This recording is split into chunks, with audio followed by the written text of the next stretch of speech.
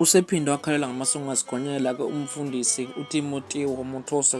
Ngizokhumbula ukuthi-ke lo mfundisi-ke ubesanda-ke nje kutholakala engenamacala-ke emaceleni abadethinteka kuwona-ke amacala-ke okudlengula-ke nokuhlukumeza-ke kwabantu besifazane khona laphana-ke esontweni lakhe-ke.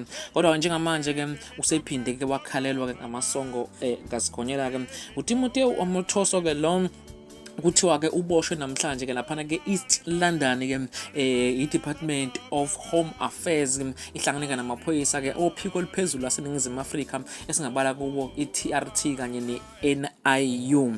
Umfundisi-ke uMothosa-ke kuthiwa-ke uzovela-ke enkantolo-ke ngawo umsombuluko amacala-ke athinta-ke ukuphulwa komthetho wokufuduka. General Masemula uyachaza. Yeah, thanks. This morning at East London, this morning 5 o'clock, members of the Department of Home Affairs Immigration Inspectorate, together with the South African Police Service, NIU and TRT, they arrested Mothosa in the town just after the church.